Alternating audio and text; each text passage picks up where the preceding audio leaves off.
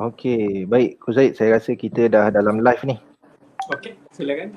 Okey, mungkin tuan-tuan yang sedang menonton live ni boleh boleh tolong komen dekat bawah suara kami ni jelas ke tidak kan, supaya sepanjang kita berjalan ni insya-Allah program berjalan dengan lancar lah.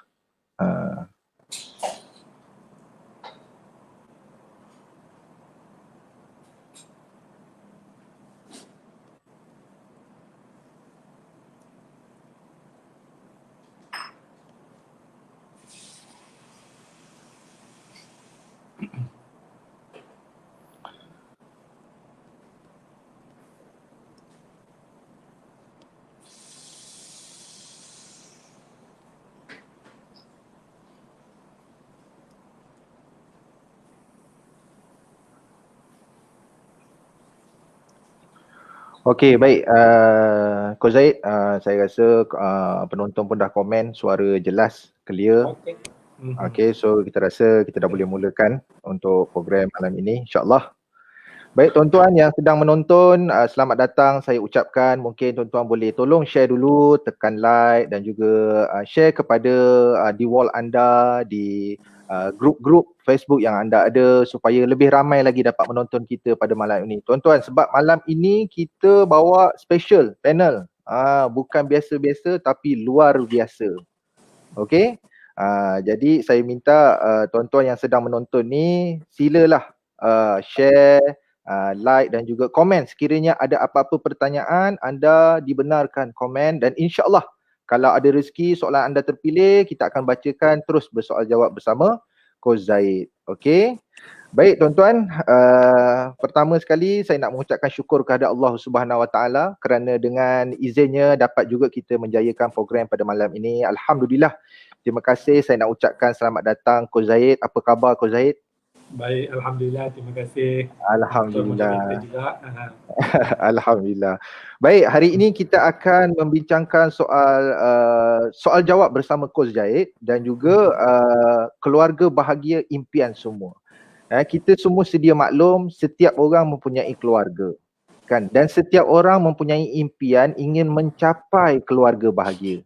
Namun begitu, realitinya tidak selalunya menjadi apa yang diimpikan. Mungkin ada sebilangan keluarga ataupun individu yang ingin mencapai keluarga bahagia tetapi mereka tidak tahu bagaimana caranya.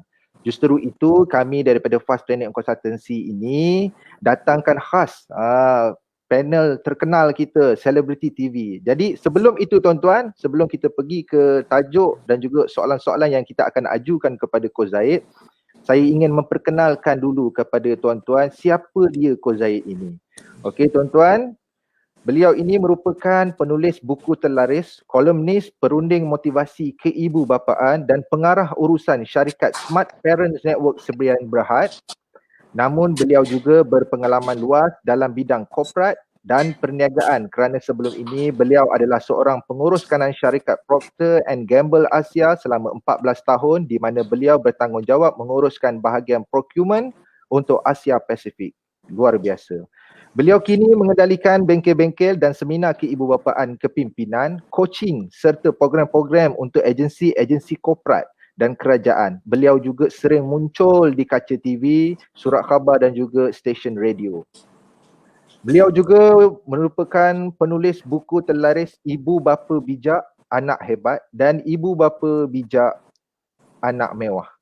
Beliau menulis untuk kolom mingguan Smart Parenting di akhbar New Straits Times dan juga kolom bulanan Work-Life Balance dalam akhbar The Star.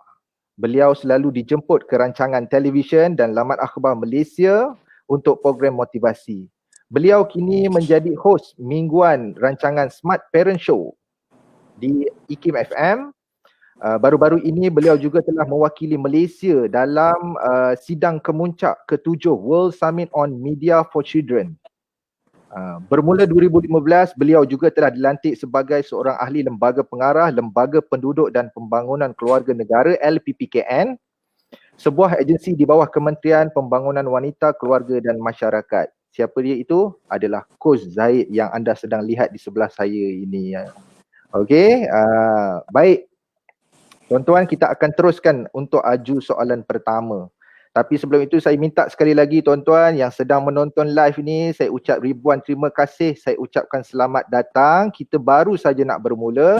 Jadi tuan-tuan boleh tolong sharekan live kita ini kepada grup-grup di wall anda, di dalam WhatsApp group supaya lebih ramai lagi dapat manfaat pada malam ini. Baik, Tuan Zaid. Kita ajukan kepada soalan pertama dulu. Sepanjang career Coach Zaid ni lah as yang mengendalikan kes talk mengenai parenting, boleh tak Coach huraikan sedikit dan beritahu kepada masyarakat perkara atau persamaan setiap kes yang Coach terima, kan, permasalahan atau punca yang sama setiap keluarga yang tidak bahagia.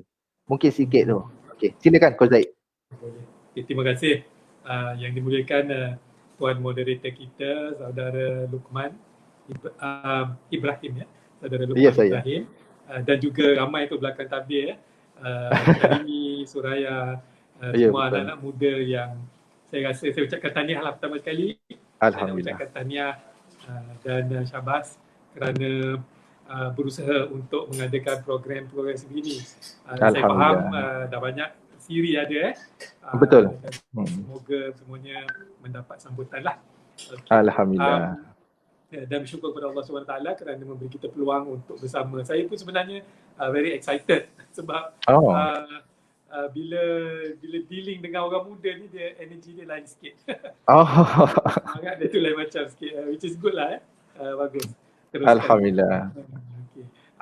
Jadi berbalik kepada soalan saudara Luqman tadi, nak kata ada satu tema, saya ada terfikir juga apa tema yang boleh kata persamaan lah dalam banyak-banyak kes ataupun soalan-soalan ataupun pertanyaan yang orang tujukan, isu-isu yang orang tujukan. Kalau boleh saya banyak sebenarnya, tapi saya boleh rumuskan kepada 3 faktor utama ataupun 3 isu utama. Dan mungkin 3 isu ni kalau kita mampu cari pengumbat dia, insya-Allah kita akan jumpa erti kebahagiaan tu. Pertama sekali yang paling ketara ialah ego. Ego. Sama ada di semua pihak sebenarnya. Bila kita sebut pasal keluarga ni, keluarga impian, keluarga bahagia ni, dia bukan seorang lah. Dia merupakan satu tim, satu kumpulan, satu organisasi di mana masing-masing ada ego masing-masing. Ayah ada ego dia, mak ada ego dia, anak-anak ada ego dia sendiri. Jadi apabila ego ni bagus sebenarnya. Ego ni ialah untuk maruah diri kita, untuk keyakinan diri kita, kena ada ego. Tetapi jika ego ni telah menjadi pemandu kehidupan kita, maka dia akan bertembung. Ego-ego akan bertembung, berlaku konflik. Dan berlaku apabila ego ni telah menguasai diri, di situlah kita tertutup ruang untuk komunikasi. Tak nak dengar dah kan. Buat apa nak dengar bila kita rasa kita dah besar, kita dah betul. Ego ni lah yang membuatkan semua rasa dia betul. Anak rasa dia betul, mak rasa dia betul, ayah rasa betul. Dan semua betul macam mana? Jadi betul. Itu yang pertama, saya ringkas. Yang kedua ialah grudges, ataupun bahasa Inggeris grudges, ataupun kita bahasa dendam. Dendam ni bunyi macam kasar sangat. Tapi setiap orang tetap ada dendam. Maknanya isu yang tidak diselesaikan dan dibawa ke hadapan sehari ke hari, makin lama makin tebal, makin lama makin keras. Jadi benda ni tiba satu hari akan bertembung, grudges masing-masing, timbullah isu-isu ungkit-mengungkit, tuduh-menuduh dan sebagainya yang boleh membuatkan berlaku perpecahan dalam institusi keluarga. Yang kedua. Yang ketiga ni apabila ada ego, ada grudges, dia macam manifestasi kepada yang ketiga ni paling bahaya, iaitu kebencian. Bila dah kehilangan rasa kasih sayang, rahmat tu dah hilang, Allah dah tarik, maka diganti dengan kebencian. Tengok kan ada kan? Inilah yang berlaku perceraian. Contohnya berlaku anak-anak lari dari rumah kerana kebencian. Mereka tak akan bercerai, mereka tak akan lari selagi ada sedikit kasih sayang. Ini maknanya dah terakis, dah hilang. Jadi secara amnya ketiga-tiga ni lah setiap persoalan yang saya dapat, saya boleh kategorikan dalam tiga ni. Dia ego dia level pertama. Bermula dengan ego level pertama. Level kedua, apabila bertembung ego banyak sangat, dia jadi dendam. Dan dendam ni apabila terlalu banyak, terlalu tebal, dia hilang, dia menghapuskan, tak ada ruang untuk kasih sayang lagi, dia berlaku kebencian. Jadi saya akan nilai persoalan atau kes-kes itu bergantung kepada tiga level ni. Dan setiap level tu perlu ada penyelesaian yang berbeza lah. Dan insyaAllah intervensi yang berbeza lah. Kita cuba kupas. Begitulah sebagai mukadimahnya. Okey, baik. Coach Zaid, kita ada 3 poin utama yang perlu kita jelas dekat sini. Persamaan di antara setiap permasalahan keluarga ini, Coach Zaid menyatakan yang pertama ego, yang kedua adalah dendam dan yang ketiga adalah kebencian. Coach Zaid, saya nak share sikit lah. Tahun lepas saya berkhidmat sebagai kaunselor pelatih di Jabatan Agama Islam Selangor. Kan? Jadi menguruskan kes-kes penceraian, nikah cerai rujuk ni lah kan. Dan apa yang saya lihat, yang Coach Zaid sebut tadi, yang pertama ego itu adalah sangat tepat sekali. Kan? Lagi-lagi bila kita tengok ada campur tangan pihak ketiga seperti ibu bapa mertua kan. Ibu bapa ni pun dia ada ego dia kan. Jadi anak menantu ni pun dia ada ego dia. Jadi bila bertembung di antara ego ini, dia menjadi perbalahan yang luar biasa lah kan. Sebab kita dapat tengok secara live kan. So menyebabkan bila Tuan Zaid kata gitu, saya rasa macam betul lah ni. Memang betul lah kan. Ego, dendam dan juga kebencian. Baik, kita pergi kepada soalan seterusnya. Okey. Ibu bapa sudah memberikan ilmu agama yang cukup. Mak ayah orang yang baik-baik, menjaga kebajikan anak-anak, serba-serbi lengkap lah orang kata kan. Dari segi keilmuan daripada kecil kan, kita hantar sekolah agama kan, sekolah agama petang dan sebagainya. Tetapi anak pula yang bermasalah, selalu memburukkan imej keluarga. Pada pandangan coach mengenai kes begini, macam mana kan? Okey. Menarik soalan tu sebab kadang-kadang kita secara logiknya apabila ibu dan ayah tu orang baik, secara logiknya anak pun baiklah tetapi hakikatnya tidak sebegitu. Dia banyak faktor kalau kita tengok dalam pelbagai sudut lah. Sudut yang pertama, kita sememangnya ibu dan ayah telah mengasuh dengan betul, dengan baik, sehingga anak berdikari, akil balik dan boleh bertindak, berfikirkan dengan sendiri. Tetapi malangnya anak-anak tersebut mungkin terpengaruh dengan faktor-faktor luaran semasa membesar. Itu senario yang pertama. Senario yang kedua, nampak baik.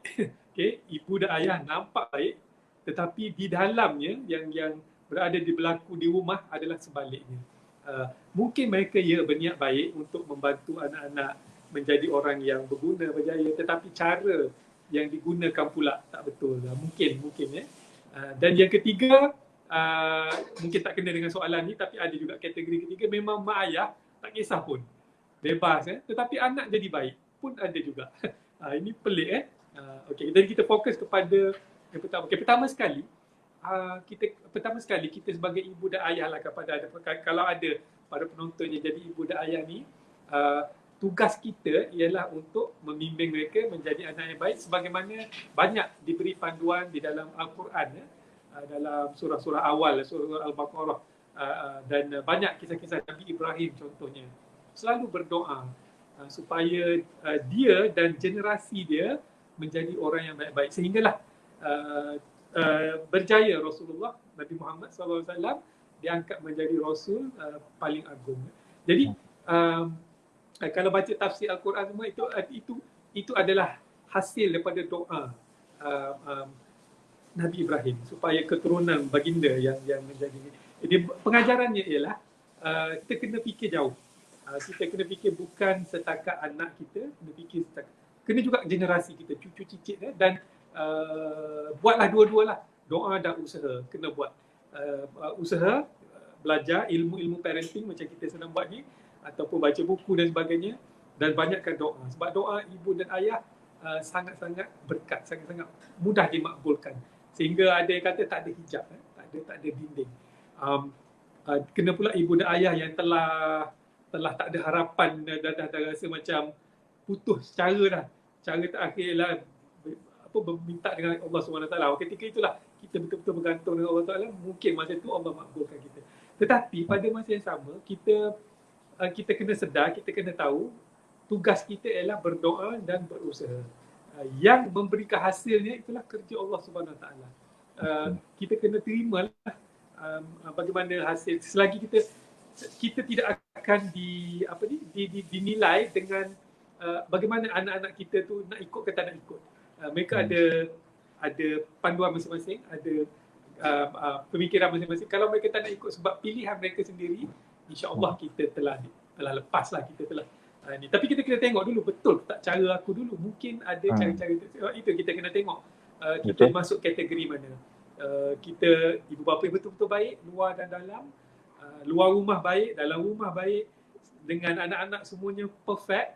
Tapi kalau anak masih tak ikut, kita kena belajar to let go lah. Sedangkan Nabi Nuh sendiri pun tak mampu untuk bawa anak dia naik bahtera dia kan. Banyaklah kisah-kisah yang bagaimana kita tak mampu untuk di zaman Rasulullah SAW sendiri banyak kisah-kisah jiran-jiran dia yang baginda sendiri tak mampu nak ubah. Dan banyak ayat-ayat dalam Quran yang menenangkan jiwa baginda, kata it's okay, kita asal kita yang dah buat yang terbaik. Tapi persoalannya kat sini, betul ke kita dah buat yang terbaik ataupun masih boleh lagi diperbaiki? Kita cuba kupas lah selanjutnya insyaAllah. Okey, baik. Itulah sebab coach kalau kita tengok ada sebilangan macam coach cakap tadi, ibu bapa okey dah, anak pula masalah. Kadang ibu bapa tak okey, anak pula okey. Kan situasi ni memang saya rasa memang related lah dengan masyarakat kita kan. Malah kita ada sebilangan, segerombolan kelompok yang memang kita kelompokkan, oh yang ini jenis kalau duduk dekat bahagian ni okey, dia ni mak bapak okey, anak pula macam ni. Kan? So pengaruh ini tadi yang mungkin coach sebut tadi, di antaranya adalah faktor persekitaran ataupun teknik usaha ibu bapa itu yang perlu dinilai semula kan. Bagaimana dia untuk nak dapatkan balik dia punya tune tu. Kan mungkinlah tuan-tuan sidang penonton yang saya muliakan, mungkin tuan-tuan yang sedang baru saja join live kita ni, selamat datang saya ucapkan. Tuan-tuan boleh share dan juga stay dalam live kita sebab hari ni kita ada tetamu yang cukup luar biasa tuan-tuan yang sudi hadir bersama-sama kita, iaitu Coach Zaid. Dan tuan-tuan kalau ada apa-apa pertanyaan, insya-Allah tuan-tuan boleh tinggalkan di dalam ruangan komen. Nanti ke akhir sekejap lagi ataupun sebentar saja lagi kami akan cuba bacakan soalan-soalan yang diajukan oleh pihak penonton lah. Okey, baik. Seperti yang kita sedia maklum, Coach Zaid, sekarang ni dalam keadaan pandemik COVID-19. Okey, dan minggu lepas pun kita panggil salah seorang panel kita secara live begini juga daripada Jabatan Kebajikan Masyarakat, Coach. Dan dia menceritakan kepada kami, kepada penonton yang join live tersebut tentang peningkatan kes sumbang mahram yang berlaku di dalam keluarga lah. Kan? Meningkat secara mendadak semenjak pandemik COVID-19 ini berlaku. Kan? Jadi apa puncanya coach, dan cara yang boleh kita menghapuskan tindakan yang tidak sepatutnya berlaku dalam ahli keluarga ini? Silakan coach. Ini merupakan satu tragedi lah kepada keluarga jika berlaku perkara sumbang mahram yang sepatutnya memang tidak berlaku. Tetapi itulah, pandemik COVID-19 telah membuatkan kita terkepung dalam rumah kita sendiri. Dan dia benda ni berlaku sebenarnya kalau ikut kajian dan sebagainya, benda ni tidak berlaku overnight. Dia ada fasa-fasa dia. Mungkin sebelum ni dah ada. Cuma sebelum ni mungkin semua bebas keluar masuk, tak ada terkepung, tak ada masa yang terkurung dalam rumah.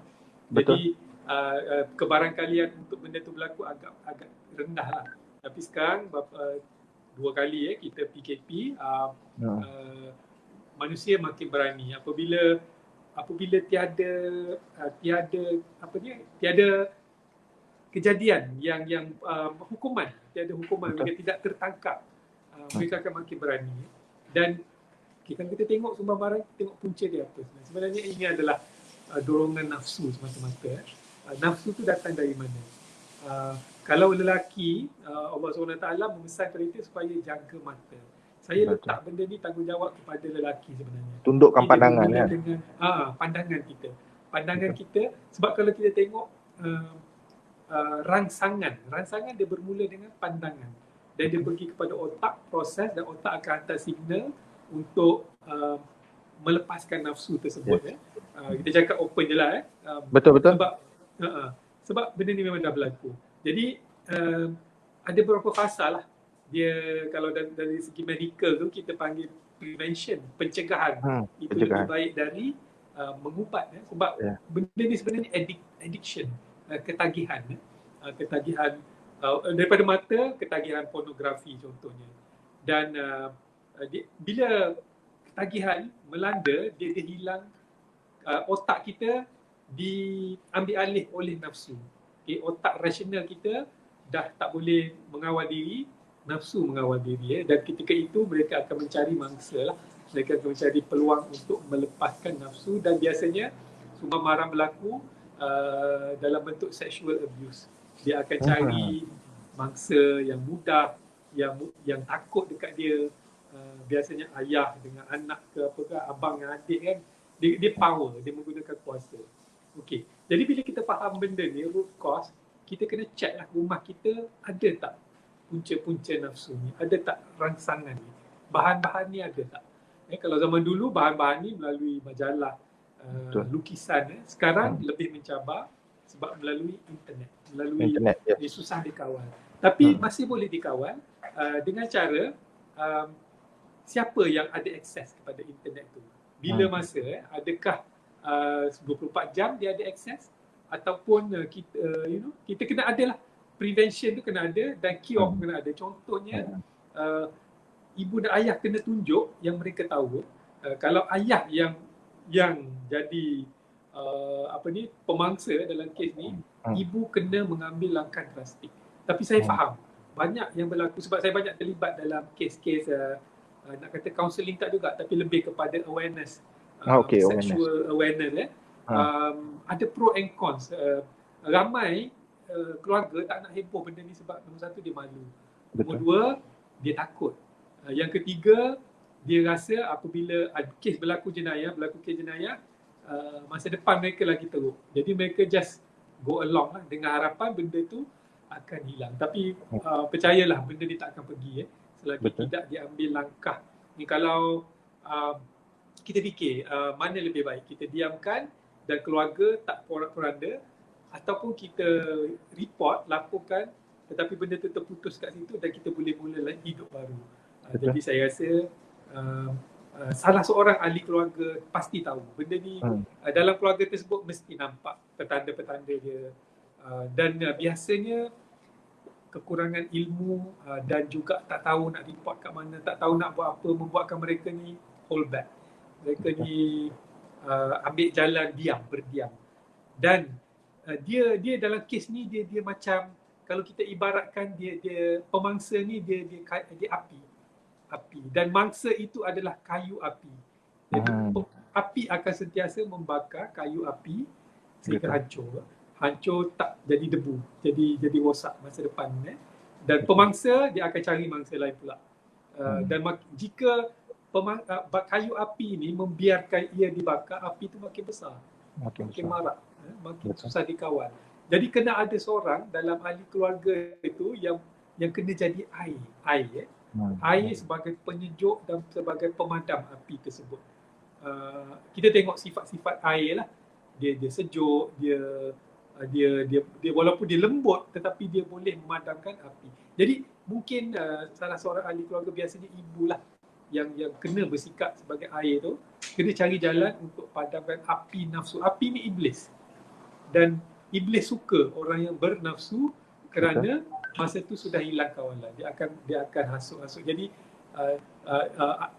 salah seorang orang dewasa dalam rumah tu kena berperanan sebagai, kena tenangkan keadaan. Kalau tak cukup sikit-sikit, kena power lah. Ambil bos yang besar tu, zoom macam bomber tu kan. Macam tu lah lebih kurang. Jadi kes-kes sebegini, mengikut pengalaman kami lah, dia bukan berlaku secara tidak disedari. Dia banyak tanda-tanda dia. Dia banyak, tetapi ramai yang memilih untuk menutup mata, menutup telinga, tak nak hadapi benda.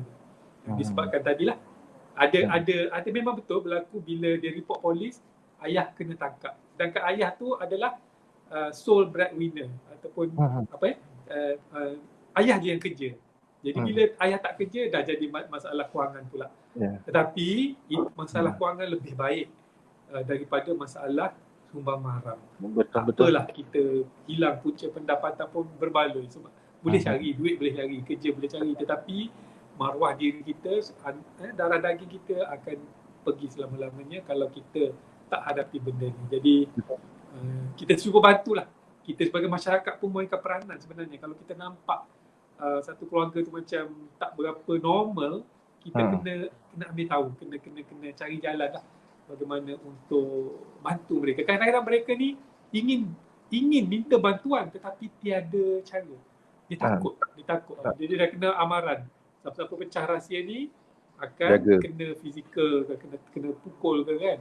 Betul. Jadi kita kena bijak lah. Kalau di Amerika Syarikat, dia ada code word. Bila kita call 911 tu, call 911 kita sebut pizza. I want to order pizza please. Boleh. Jadi orang yang terima tu dia latih. What type of pizza do you want? I want dia cerita lah. Dia ada code dalam tu. Mungkin negara kita boleh perkenalkan benda tu. Boleh implementkan kan? Yes. Kan? Kalau you guys, anak-anak muda boleh champion benda ni, promote untuk, sebab orang takut nak call. Dia takut, dia nak cakap direct nanti kena pukul kan. I want pizza, I want to order something. Dia itu code word untuk report abuse, sexual abuse dan sebagainya. Wallahualam. Okey. Baik, tadi saya ada satu poin yang saya rasa coach cakap tu bertepatan dengan soalan yang ditujukan tadi, iaitu kekurangan ilmu di dalam keluarga menyebabkan perkara ini berterusan berlaku. Kan? Mungkin dari segi mangsa dia tak tahu kat mana nak buat aduan, kat mana cara dia bagaimana, dan suspek yang melakukan pula kurangnya ilmu agama, kan? Kalau kita lagi menyedihkan apabila bangsa kita sendiri dan agama kita sendiri, itu lagi menyedihkan lah.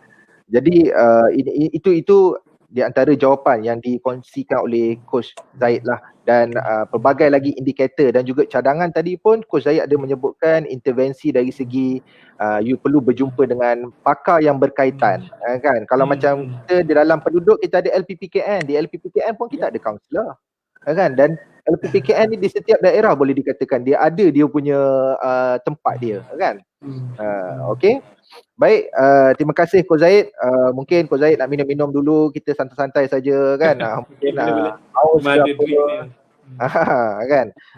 Baik, tuan-tuan yang saya muliakan, tuan-tuan dan puan-puan yang saya muliakan yang sedang menonton ini, kalau yang baru join tu, kami baru sahaja live selama setengah jam lebih kurang kan, baru 2-3 soalan sahaja. Tuan-tuan yang baru join, saya ucapkan selamat datang. Dan jangan lupa share juga, tekan like dan kongsikan live pada malam ini dengan semua orang, sebab ini kita membincangkan satu isu yang bukan isu tetapi lebih kepada tindakan yang sewajarnya kita lakukan untuk dalam mencapai keluarga bahagia. Okey, baik. Coach, kita pergi kepada soalan seterusnya Coach ya. Okey. Ini mungkinlah coach biasa terdengar ataupun pernah terdengar mengenai situasi di mana waktu anak-anak kecil, khususnya si ayah yang tidak terlalu rapat dan bermanja dengan anak-anak, tetapi bila mereka sudah semakin dewasa, ayah ingin bermanja. Bila ayah ingin membaca, berborak, tetapi anak-anak pula rasa tidak selesa. Kan, kurang bercakap. Jadi apa pendekatan yang boleh kita ambil supaya tidak lagi benda ni tak jadi lagi satu isu lah. Okey, menarik soalan tu, betul. Sebab kita tengok benda ni dari segi sifat manusia lah. Walaupun mereka tu anak-anak kita sendiri, adik-beradik, mak ayah, tetapi jika hubungan tu tidak disemai, dia tak ada pelaburan dalam hubungan tu, tetapi kita nak mengharapkan buah. Macam pokok lah, kita tak pernah baja, tak pernah siram, tiba-tiba kita nak harapkan buah, maknanya benda ni mustahil lah kan. Silap-silap pokok tu mati, maknanya hubungan tu dah mati. Memang pokok tu ada tapi tak berbuah, tak ada hasil. Sama juga dalam konsep ni, untuk kita enjoy hubungan manis, buah yang manis di masa hadapan, tak kala kita sangat memerlukan, kita kena semai hari ni juga. Semai ketika pokok tu, iaitu anak kita tu masih kecil.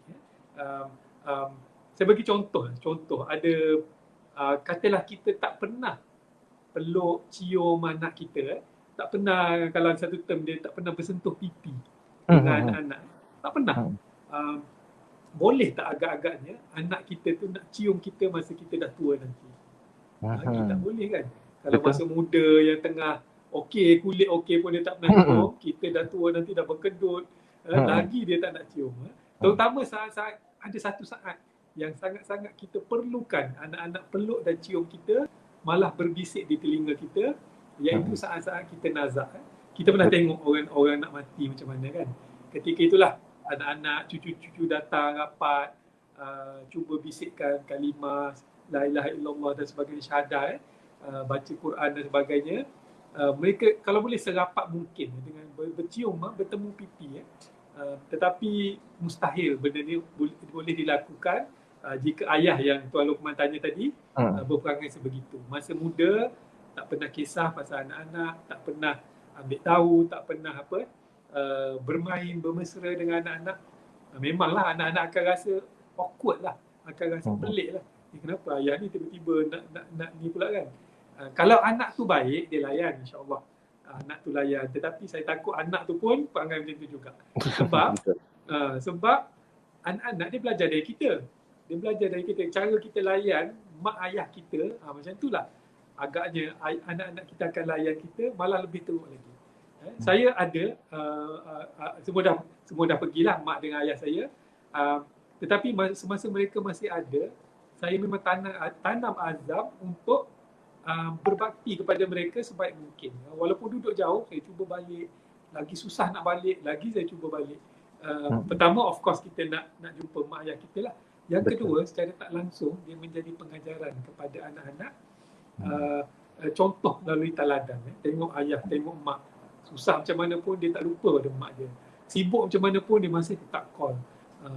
Jadi, kalau kita sendiri tak buat tu dengan mak ayah kita, anak kita akan buat. Apatah lagi kita direct dengan anak kita pun tak buat benda tu. Jadi senang kata, biji ada, disemai tapi tidak dibaja, tidak disiram, tidak digembur tanah dia. Bagaimana biji tu nak tumbuh dengan sihat? Kalau tumbuh pun secara tak sengaja saja. Dan kalau sihat pun secara bukan sebab kita.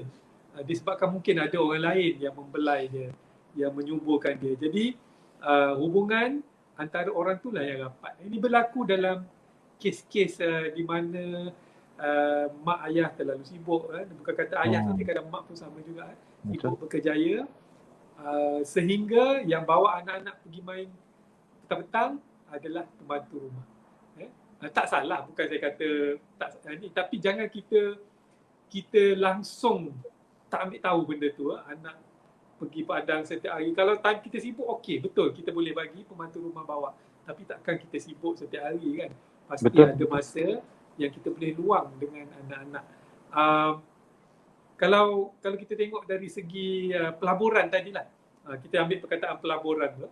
Kalau biasa kita dengar pelaburan ni, biasa kita ingat duit lah, ringgit, RM kan. Tapi saya nak tanya kepada yang mendengar ni, untuk anak-anak, apa yang dia nak? RM ke ataupun AMPM? Luqman boleh follow RM, duit, ringgit atau AMPM? Pagi, petang, siang, malam. Masa. Jadi anak-anak, jawapan dia jelas kat itu, anak-anak dia tak kisah gaji kita berapa, banyak mana duit kita. Kalau kita mampu beri benda-benda asas kat dia happy lah. Tetapi yang dia akan dikenang ialah banyak mana masa kita spend dengan dia. AMPM tadi. Dan malangnya ramai antara kita yang gagal untuk luangkan masa dengan anak-anak. Terutama di zaman moden ni, banyak kita terlalu banyak distraction, terlalu banyak gangguan. Ini berlaku kat saya sendirilah. Ini peringatan kepada saya sendiri. Kadang-kadang duduk dengan family tu, kat tangan kita ada apa? Kan? Ada gadget kan? Layan kerja, layan benda-benda sosial. Sehingga yang benda-benda kalau nak hapuskan gangguan ni, mungkin saya sebut sikit lah. Saya takut kejap kita tak sempat sebut. Kalau dia tunjuk telefon saya ni ada satu button, magic button dia panggil. Kalau kita tutup button tu, kita masuk, kita disconnect. Ni button dia, button off. Okay, so rajin-rajinlah tekan button off ni. Button off ni akan buat kita keluar dari alam media sosial, alam telefon, dan masuk kepada alam AM PM tadi bersama dengan anak-anak. InsyaAllah. Ingatlah benda ni pelaburan di mana hasilnya mungkin bukan dapat immediately, tetapi akan dapat dalam 10 tahun, 20 tahun, 30 tahun, kita tak tahu. Di saat-saat kita sangat memerlukan, masa itulah gugur buah-buah yang manis, anak-anak yang soleh, anak-anak yang baik, yang kembali berbakti kepada ibu dan ayah. Tapi dia tidak akan berlaku secara automatik kalau hari ni, saat ni, kita tidak berusaha untuk melabur AMPM, membelai jiwa anak-anak. InsyaAllah. Wallahualam. Okay. Baik, tadi Coach Zaid share tentang adakah anak-anak ini memerlukan RM ataupun AMPM. Kita sedia maklum hari ini mungkin ada laporan akhbar yang menceritakan tentang anak orang kenamaan sekian-sekian. Kalau kita fikir secara logiknya dari segi wang ringgit tidak ada masalah, minta apa semua dapatkan. Tetapi bila kita baca kronologi kes tersebut, rupanya berkaitan dengan isu masa yang tidak diluangkan, kasih sayang yang tidak sampai kepada anak tersebut, menyebabkan dia berada dalam satu keadaan yang sangat tertekan. Baik, Coach Zaid, ini ada soalan daripada penonton. Dia tanyakan daripada Miss Lida. Terima kasih Miss Lida. Bagaimana cara yang paling tepat dan bagus untuk menegur ibu bapa kita bila mereka melakukan kesalahan tanpa berlaku pergaduhan dalam hubungan kekeluargaan? Coach Zaid, silakan. Okey. Ini daripada perspektif seorang anak yang mempunyai mungkin ibu bapa yang cara dia tak betul macam kita sebut tadi. Ibu bapa berniat baik tetapi cara tu tak betul. Okey. Pertama sekali dalam keluarga, kita setiap ahli keluarga ada hak. Hak anak ialah untuk mendapat teguran dalam bentuk yang berhemah, dalam bentuk yang tidak mencalar maruah dia, mencabar keyakinan diri dia dan sebagainya. Okey, bila berlaku kes macam ni, apabila kita berlaku sesuatu yang kita rasa tak puas hati, mungkin cara dia tegur ataupun isu tu sendiri tak adil dan sebagainya. Okey, pertama sekali kita kena tahulah kita sebagai anak tak ada ibu dan ayah yang tak sayang ke anak. Kita first thing kena. Ini kadang kita terlupa. Terlupa dia sebab masa tu iblis pun datang, kita pun tengah marah. Iblis akan kata mak tak sayang kau, ayah tak sayang kau. Kena pula memang ada kes-kes pilih kasih ke. Lagilah tapi yakinlah setiap mak dan ayah akan sayang kepada anak mereka. Kecuali adalah beberapa kes terpencil lah, sangat-sangat terpencil lah. Tapi saya rasa kebanyakan kita tak ada masalah ni, mak dan ayah. Tetapi cara mak ayah mungkin berbeza. Mungkin berbeza antara satu sama lain. Kita kena tengok. Okay, saya selalu guna analogi ni. Mak dan ayah tu dia nak bimbing kita jadi insan berharga. Kalau kita ni logam, kalau kita ni material, dia nak kita jadi emas. Dia nak kita jadi emas kan, hati emas. Orang yang hati emas. Dalam proses nak dapatkan emas tu, dia bukan mudah. Dia ada proses filtering dia panggil kan. Kalau kita mendulang emas tu, dan emas tu hanya 1%. 99% adalah kotoran. Lumpur, sampah, sarap, najis pun ada. Tetapi orang yang berjaya dalam hidup ialah orang yang pandai filter benda ni. Dan biasanya mak ayah ni kadang-kadang dia pun ialah manusia juga. Bahasa dia tu kasar. Sebab sebelum kita blame dia, kita tengoklah sejarah hidup dia. Mungkin cara tu dia dibesarkan kan, dengan cara dikasar, dengan cara dipukul, dengan cara humban perkataan-perkataan yang negatif semua, mereka membesar cara tu. Tapi mereka mungkin agaknya pandai filter. Dalam banyak-banyak negatif tu semuanya tak lekat. Yang lekat adalah emas. Yang lekat adalah benda-benda berharga. So kita kena buat benda. Kalau kita tanam sikap ni, insya-Allah kita mampu kawal emosi kita. Kita tak mampu nak kawal perkataan mak kita, perkataan ayah kita. Kita tak mampu nak ubah mereka. Agak mustahil nak ubah mereka. Tetapi ini step pertama, kita filter. Bayangkanlah dalam arusan perkataannya datang, mak tengah muka geram, muka jegil ayam, muka garang tu, perkataan keluar. So kita biar banyak itu, kita biar, tetapi kita filter. Mesti ada emas-emas dalam tu. Kita filter, kita tarik sikit, letak tepi. Datang lagi, filter lagi, tarik. Lama-lama apa jadi dengan emas kita? Makin banyak. Tetapi ini bukan proses senang. Ramai fail di part.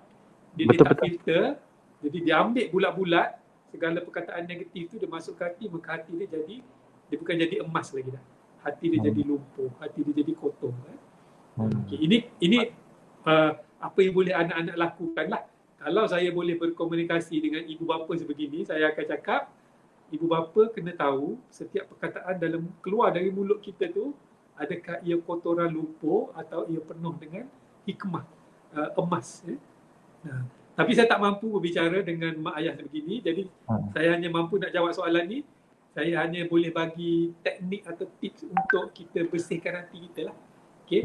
Dan yang kedua, itu teknik pertama. Yang kedua, kita boleh cari time-time yang tenang, masa-masa yang tenang, kita fokus kepada emas yang kita dapat tadi.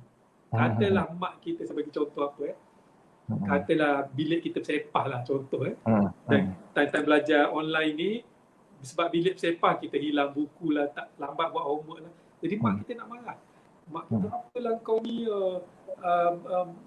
tengok bilik macam nak terbalik macam kapal terbalik, okey lagi, macam kapal terbalik, okey lagi, kandang lembu, macam kandang lembu lagi cantik. Sakit kan? Betul. Sakit kan, macam aduh kan.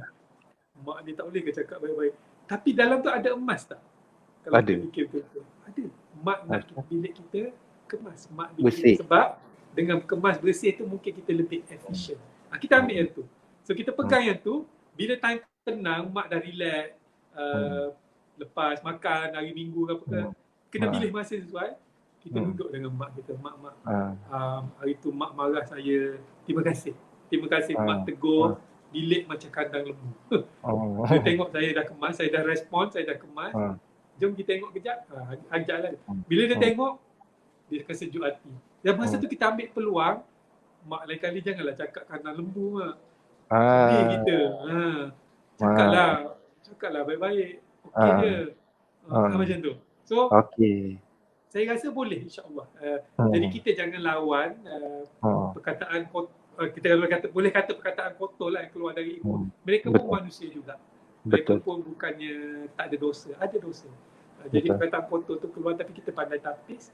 Kita gunakan untuk berkomunikasi dengan, cari masa sesuai. InsyaAllah boleh saya rasa. InsyaAllah boleh. So kepada yang bertanya tadi, siapa saya dah terlupa nama? Miss Lida. Miss Lida. Dan kepada saya rasa semua orang ada masalah ni. Betul. Dengan mak ayah kita kan. Kita boleh mempengaruhi behavior orang lain. Kalau kita ada ilmu, saya memang belajarlah benda ni, the art of influencing. Saya boleh pengaruhi orang yang paling mulut dia paling kotor. Saya insya-Allah saya boleh buat dia jadi cakap baik-baik dengan kita. Sebab dia bermula dengan kita juga. Menarik tu. Mas, insya-Allah boleh. Tapi kena belajarlah. Kena practice lah. Okey, terima kasih Coach Zaid. Tadi tu ada dua. Yang pertama kita cari apa yang emasnya, kemudian yang kedua adalah masa yang sesuai. Baik, kita pergi kepada soalan yang seterusnya daripada Sumanda Timugon. Mungkin Sumanda. Okey, kan. So luar biasa nama ni. Soalan dia, kenapa banyak kes penceraian sedangkan anak masih sangat kecil? Sedangkan anak itu sangat bijak, comel, malas sihat. Maksudnya sebelum bercerai kan ada sesi kaunseling dan apa punca keputusan tetap semuktamad itu ya? Adakah kerana dah terlalu benci antara satu sama lain, sedangkan apabila maklum anak masih kecil, contoh 3 ataupun 4 tahun, mungkin boleh dijadikan penguat semula ingatan itu tetapi tetap dengan keputusan itu. Itukah yang dipanggil Allah tarik nikmat kasih sayang yang dikatakan tadi oleh Coach Zaid? Okey, betul. Soalan pasal perpisahan, perceraian. Okey, kita berbalik kepada kenapa perceraian itu berlaku. Ada satu perkataan yang malah kasih sayang tu sendiri yang mungkin kita kadang-kadang terlupa perkataan ni. Perkataan ni ialah pilihan, choice. Pilihan. Kasih sayang untuk teruskan perkahwinan adalah pilihan kita, untuk bercerai juga adalah pilihan kita. Dia tak ada orang paksa. Dia tak ada orang yang ni. Kita je rasa orang pressure kita apa semua tu, tapi sebenarnya pilihan terletak di tangan kita. Kita mulakan dengan pilihan untuk berkasih sayang. Pun ramai orang kata love is a choice. Maknanya kita bangun pagi, kita kena pilih untuk berkasih sayang. Kita kena pilih untuk teruskan kehidupan dengan pasangan kita.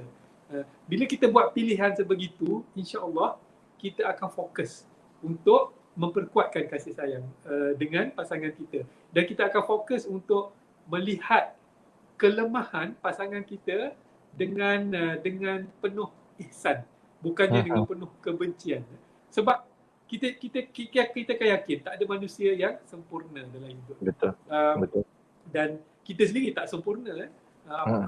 Macam mana kita nak expect orang lain sempurna pula?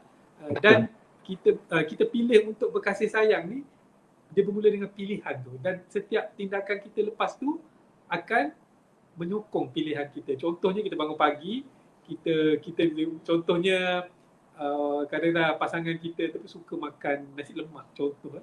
Jadi kita buat pilihan, memang kena keluar pergi beli nasi lemak sana sini secara pergi kedai tak buka. Tetapi kalau kita buat pilihan dengan kasih sayang, kita senyum je, kita happy. Kita tak sabar untuk beli nasi lemak, bawa balik, kita siap serve lagi. Nampak tak? Ini kasih sayang, pilihan. Bukan paksaan. Kalau orang terpaksa keluar pergi beli nasi lemak, confirm muka masam, kedai tadi tutup, dia menyumpah dah. Apa dah tengok kena pergi kedai jauh. Tak ada kasih sayang kat situ kan. Dia timbul kebencian. Sama juga untuk bercerai ni ialah pilihan. Ada orang dia pilih untuk bergaduh. Ada satu pepatah Inggeris, dia kata conflict is inevitable. Maksudnya konflik tu tak dapat dielakkan. Memang akan berlaku konflik. Tetapi combat, pertempuran is an option. Konflik is inevitable but combat is optional. Kan? Combat, pergaduhan tu pilihan kita. Betul. So untuk menjawab soalan Sumandah tadi kita kena tanam azam lah. Kita kena tanam azam setiap hari. Jangan sekali masa akad nikah tu aja. Kebanyakan orang pasangan masa akad nikah dia memilih untuk berkasih sayang. Lepas tu dia lupa. Sedangkan kita memilih setiap hari, hari kedua, hari ketiga, makin lama makin kena perkuatkan pilihan kita. Macam saya dah 26 tahun berkasih sayang, berumah tangga. Setiap hari saya pilih. Hari ni saya nak perkuatkan kasih sayang. Saya nak do something dengan pasangan kita. Saya nak do something kepada isteri saya. Dan dia pun sama. Dia pun pilih untuk membahagiakan saya. Buat something untuk saya. Jadi pilihan tu tak ada ruang untuk kita memilih yang tu. Kalau berlaku konflik, memang saya pun pernah ialah manusia kan. Sedangkan lidah lagi tergigit. Manusia lelaki dengan wanita ni memang selalulah. Tetapi kita memilih untuk tidak bergaduh, memilih untuk tidak memburukkan keadaan. Kalau kita boleh amalkan benda simple ni, power. Datanglah apa-apa pun. Dan mungkin kalau saya tambah lagi untuk kita kena yakin, ramai orang bercerai sebab dia rasa dia tersalah pilih pasangan. Dia kata dia bukan orang yang dia nak. Dia akan kalau kita fikir macam tu, kita kena kembali kepada asal. jodoh. Kalau kita kena yakin jodoh kita telah ditentukan oleh Allah SWT sebelum kita lahir lagi. Allah dah tentukan kau akan jodoh dengan orang ni. Ada sebab dia. Sebab kita adalah dua-dua tak sempurna. Dua-dua saling melengkapi. Jadi kalau kita memilih untuk bercerai seolah kita lari dari masalah, seolah-olah kita give up.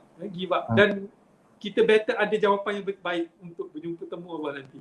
Kenapa kau tinggalkan pasangan ni? Saya pernah bantu satu kes yang saya sangat terkesan dengan kes ni.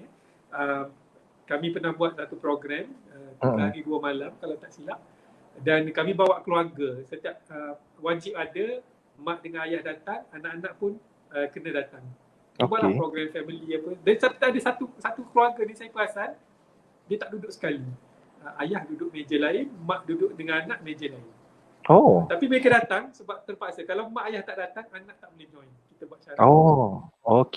Jadi dalam pembentangan kami tu macam-macam lah, kasih sayang apa semua. And then agaknya salah satu point tu kena dengan jiwa si ayah tadi. Sebab besok pagi mak dia datang cerita kat saya. Saya tak tahu benda ni sebenarnya. Kalau dia tak cerita, saya tak tahu. Cuma saya perasan macam tu je lah. Macam kenapa dia orang duduk jauh-jauh kan. Rupanya nak dijadikan cerita, mereka dah ada plan untuk bercerai. Katalah kita buat program hari Sabtu, hari Ahad, hari Rabu depan tu dia ada appointment dengan Mahkamah Syariah. Mahkamah. Mahkamah. Nak pergi lafaz saja. Tapi nasib baiklah mereka datang workshop tu. Agaknya Tuhan buka hati. Betul. Malam tu si suami ajak mereka solat maghrib sama-sama. Jadi si isteri heran, abang ni lama dah tak jadi imam.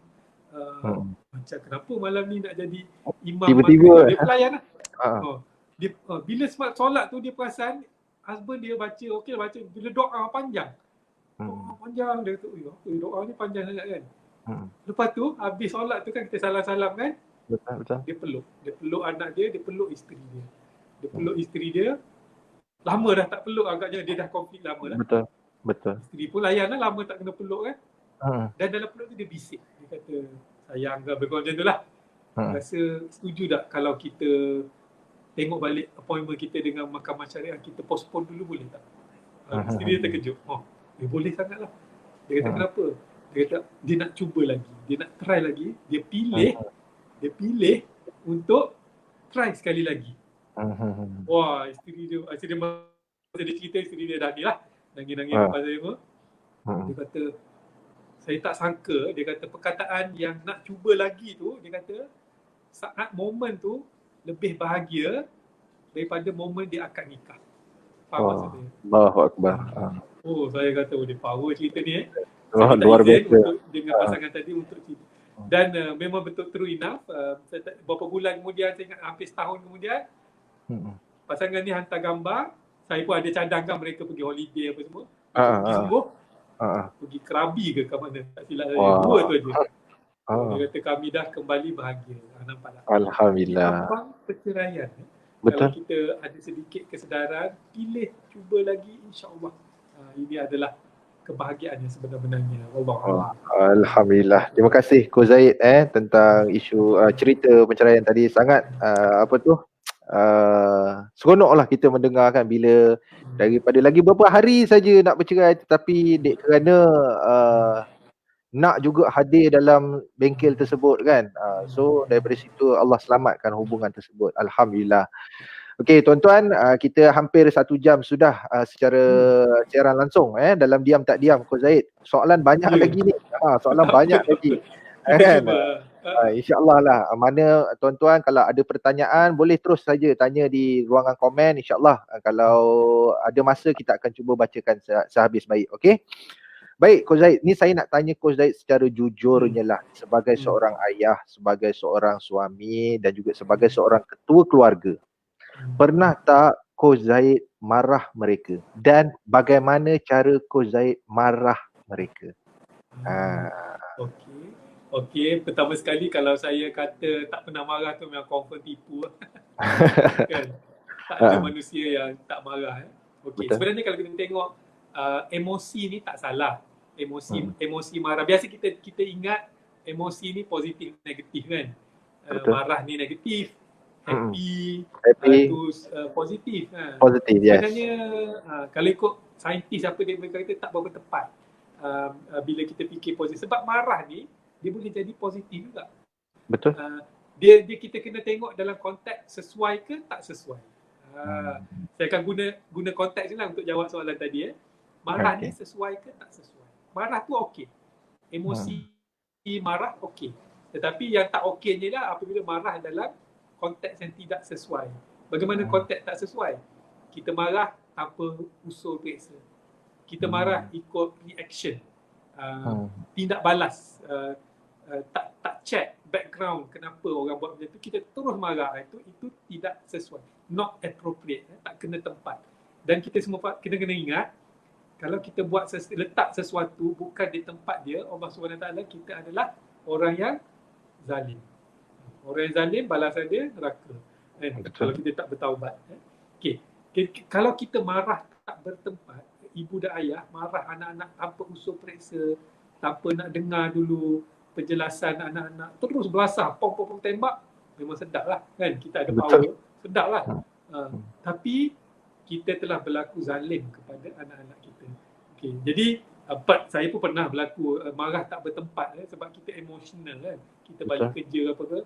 Tapi kalau kita dah terbuat benda tu, cepat-cepatlah minta maaf, undur balik minta maaf. InsyaAllah kalau kita tak banyak sekali sangat buat macam tu, orang boleh maafkan, tak ada masalah.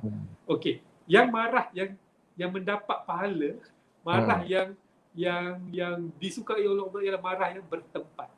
Sebab yang patut kena marah. Marah bertempat ni macam mana? Marah bertempat ni sebab dah jelas benda tu. Kita dah berkongsi standard kehendak kita, expectation kita dengan anak-anak, dengan keluarga, kita dah bagi jelas. Dan kita dah berlaku adil dah. Dah bincang puas hati semua. Tetapi jika mereka masih melanggar, tu boleh, kenalah marah. Contoh senang apa? Contohnya keluar malam. Anak-anak, kita dah janji kan, anak remaja nak keluar boleh. Kita fair, kita setuju, keluar dengan kawan semua. Tetapi waktu maghrib baliklah. Terlajak sikit, okey lah. Ini 10-11 malam tak balik lagi. Masa tu wajib marah tu kan. Marah, hukum dan sebagainya. Sebab mereka dah tahu. Dengan syarat kita dah buat perjanjian awal-awal. Kalau tak ada perjanjian, dia macam ni lah Luqman, kalau senang cerita, highway baru buat. Kontraktor belum letak speed limit. Speed limit sepatutnya 90. Tapi dia tak letak sebab ada masalah, signboard tak siap dan sebagainya. Betul. Kita pengguna highway, excited lah dapat highway baru, jalan kosong, kereta tak ada, kita pecut 120. Ingatkan okey lah 120 kan. Sekali polis kejar kat belakang. Tahan. Cik telah melanggar undang-undang. Cik telah bawa laju. Masa tu kita rasa unfair, betul tak? Betul. Dan kita kena marah dengan polis. Kita pun rasa it's not fair. Saya tak tahu kan. Signboard pun tak ada. Kan? Signboard pun tak ada. Masa tu orang yang dimarah is on the right. Betul. Yeah, betul. Itu orang yang benar. Dan polis tu telah berlaku zalim lah in that sense. Betul. Sebab, saman kita tak apa. Okey, saya bawa analogi ni sebab rumah kita, saya nak tanya ibu-ibu, ayah-ayah kalau yang mendengar, rumah kita ada tak peraturan? Ada tak signboard tadi? Buat macam ni tak boleh, buat macam ni okey. Tak ada, jarang yang ada. Dan kalau ada pun mungkin tak jelas. Jadi masa tu kalau kita marah, it's not fair. Marah masa tu tidak adil. Sebab kita tidak menjalankan tanggungjawab kita untuk pasang signboard tadi. Signboard dalam rumah ni bukanlah signboard letak kat dinding tu. Ini maksudnya perbincangan peraturan-peraturan asas kat rumah. Contohnya waktu main gadget, contohnya waktu solat, tak ada peraturan, tak pernah perbincangan, tak pernah ada parlimen kalau kita boleh buat konsep parlimen kat rumah. Kumpulan undang-undang tak ada kat rumah. Tahu-tahu nak hukum aja. Betul. Not fair. Jadi untuk jawab soalan tadi, dengan kesedaran ni saya selalu sebelum saya marah, saya check dulu. Ada tak undang-undang tu? Ada tak signboard tu? Kalau dah ada, saya dah ingat, saya dah share semua jelas, baru saya marah. Kalau tak ada, saya akan gunakan momen tu jadikan pengajaran supaya cepat-cepat kita buat signboard. Bincang dengan mama, okey, macam ni tak boleh. Lain kali ayah tak nak tengok benda ni berlaku lagi. Tak marah. Sebab bukan salah dia orang pun. Jadi insyaAllah benda tu berlaku sekali tu aja, lepas tu jelas. Itulah, moving forward saya rasa kena ada signboard, so-called signboard dekat rumah. Maksudnya kita nak marah boleh, tetapi kita kena tahu bagaimana untuk nak marah tu, adakah patut kan ataupun tak patut kan. Sebab kadang-kadang mungkin sebilangan ibu bapa dia rasakan kesalahan anak itu semuanya salah. Padahal kesalahan itu mungkin belum tentu berdosa, belum tentu salah kan. Mungkin itu dalam sistem pembelajaran, tumbesaran kanak-kanak ke kan. Contohnya macam saya tengok ada beberapa kes yang viral di media sosial tentang seorang ibu yang tidak marah bila anak dia masuk ke dapur. Kan, anak kecil dalam umur 8-7 tahun, dia tak marah pun anak dia masuk dapur, tetapi bila anak dia terjatuhkan pinggan kemudian pecah. Tapi dia tak respon dalam keadaan marah tau coach. Dia respon dalam keadaan okey, bila pecah dia explain bahaya. Bila bahaya boleh menyebabkan luka dan sebagainya. Kan? Tapi implikasinya nak dijadikan ceritanya pada bulan depannya mak dia pula terjatuhkan pinggan tersebut, kemudian pecah. Kemudian anak yang kecil tadi pesan pada mak dia, hati-hati sebab kaca boleh mendatangkan kecederaan. Ini satu pembelajaran yang saya rasa bukanlah kesalahan besar yang dilakukan itu berdosa kan, tetapi mungkin sebagai satu pembelajaran untuk kanak-kanak tersebut kan. Okey. Baik kan. Baik Coach Zaid, kalau kita tengok hari ini pembangunan dari segi kenegaraan kita semakin luar biasa. Contoh kita tengok dari segi bangunan pencakar langit semakin hebat. Namun begitu dia tidak seiring dengan pembangunan modal insan. Kan, iaitu yang kita nak ceritakan tentang dari segi individu itu sendirilah. Keagamaan dan juga moral yang ada di dalam individu itu. Pengukuhan institusi kekeluargaan ini merupakan tunjang utama dalam membina keluarga bahagia. Boleh tak coach terangkan sedikit peranan dan juga pengaruh moral dan agama ini dalam membina institusi keluarga bahagia? Silakan coach. Okey, betul lah. Di zaman serba cepat ni, kebanyakan kita telah ingin nak capai destinasi kita tu walau apa cara sekalipun. Jadi sebenarnya peranan moral dengan agama ni adalah sebagai panduan, boleh tak boleh sebab kita takut kita semua redah je, apa akan jadi dengan hubungan kita sesama manusia. Semuanya akan menjadi selfish, semuanya akan menjadi aku saja, akan pentingkan diri sendiri semata-mata. Dan peranan agama dan moral ini adalah sebenarnya di situ ada kunci kebahagiaan juga tu. Ada banyak kajian menunjukkan orang yang tak bahagia dia susah nak berbudi bahasa. Dia susah, dia tak boleh. Sebab jiwa dia bergolak, jiwa dia fikir dia je. Saya pernah tengok depan mata saya sendiri bagaimana orang tengah stres. Bila dia buka pintu tu, tengok dia tolak pintu macam mana kan. Tolak kuat-kuat, dia tak kisah siapa belakang, pintu tu melantung balik pun bukan masalah dia. Nampak tak? Sebab jiwa dia tak bahagia. Tapi orang yang boleh pegang pintu untuk kita, dia keluar, dia pegang pintu untuk kita, dia senyum lagi, siap suruh kita lalu lagi. Itu orang yang hebat. Orang yang moral tinggi, mungkin dipandu oleh moral, mungkin dipandu oleh agama, berbakti kepada orang lain. Dan itulah bagi saya pengukur kejayaan, kebahagiaan seseorang. Bukannya banyak mana wang ringgit dia ada. Kalau banyak wang ringgit sekalipun tetapi dia tak sebenarnya bahagia, dia tak ada masa untuk enjoy duit dia, tak ada masa untuk bantu orang lain. Sedangkan inilah peranan moral dan agama tadi, bagaimana kita boleh menjadi jambatan kepada orang lain dengan kesenangan kita, dengan kemudahan yang kita ada. Orang lain pun jadi senang, orang lain pun jadi mudah. Contoh tadilah, Saya rasa kita sendiri pun kalau kita tengah bad mood ya, kita tengah ni, kita tak akan buka pintu senang-senang untuk orang lalu kan. Kita akan pentingkan diri sendiri, tolak pintu belah kan. Siapa belakang nasib lah kan. Kan. Masuk lift contohnya kan.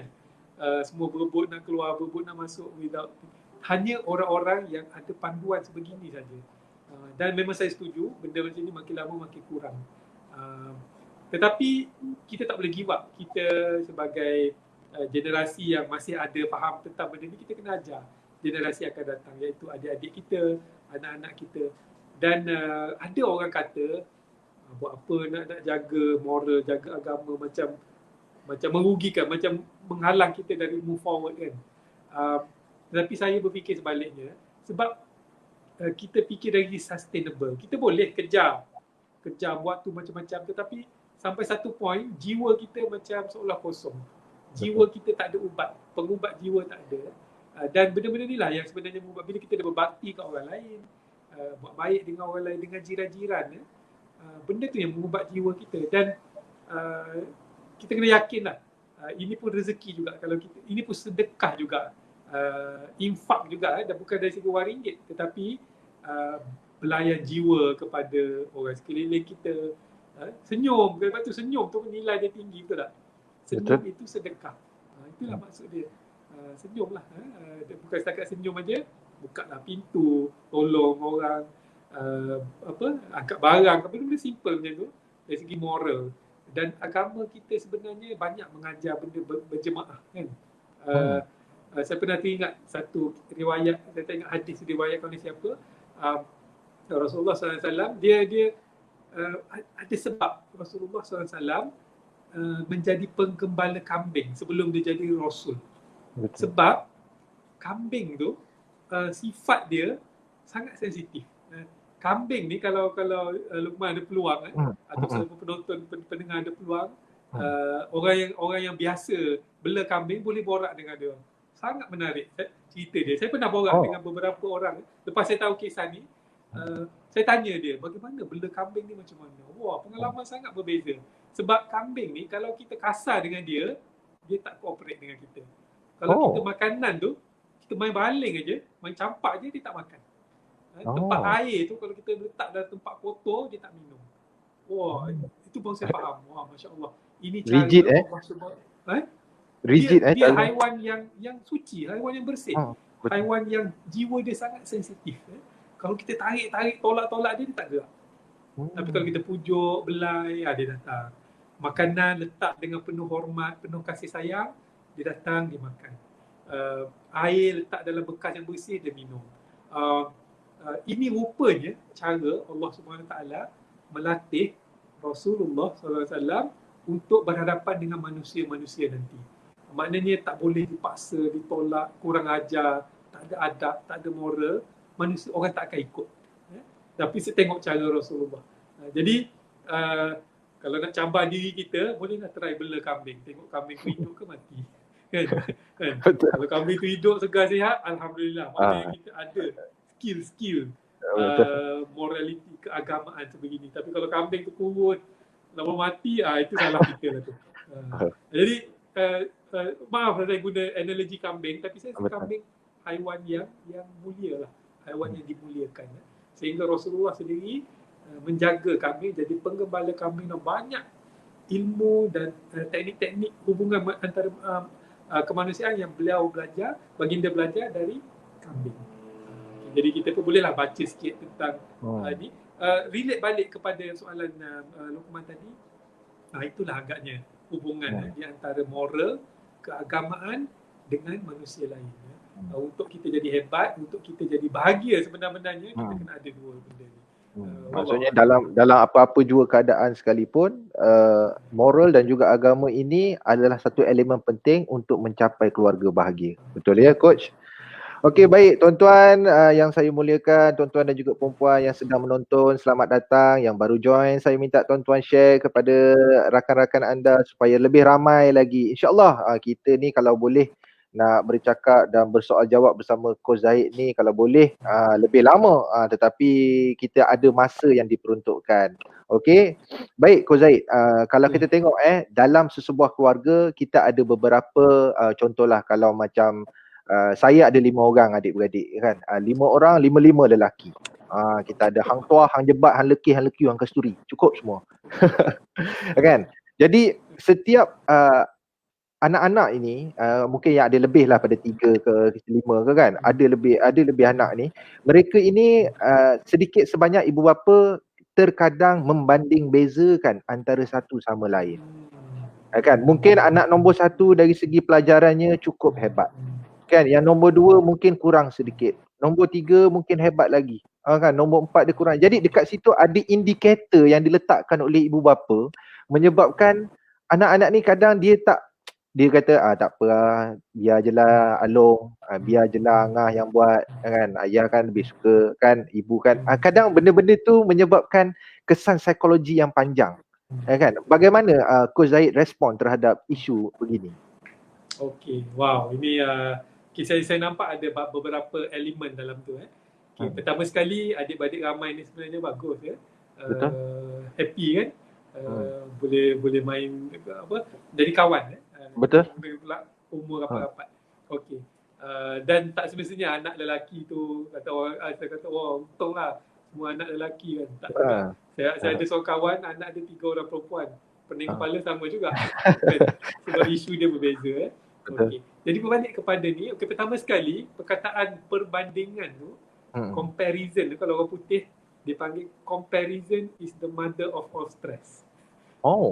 Perbandingan itu ibu kepada segala tekanan.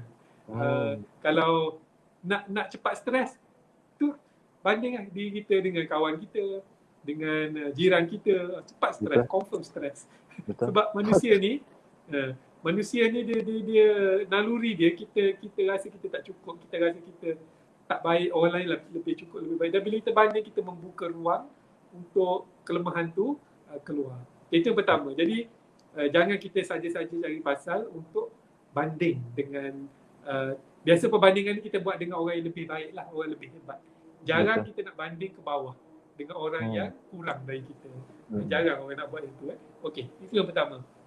Yang kedua, 5 orang adik-beradik atau 6, 7, 8 ke, even 3 orang adik-beradik pun confirm karakter berbeza.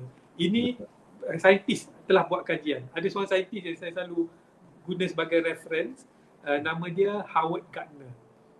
Howard Gardner ni dia buat kajian tahun 70-an lagi. Dan dia menemui satu konsep, nama dia multiple intelligence. Sekarang kita pakai term tu, multiple intelligence. Dia kata semua orang pandai. Semua orang pandai. Tetapi definisi pandai tu kadang-kadang kita sempitkan. Bila saya sebut gitu, semua orang pandai, semua orang cerdik, semua orang genius, kita kadang-kadang tak apa nak percaya. Betul ke?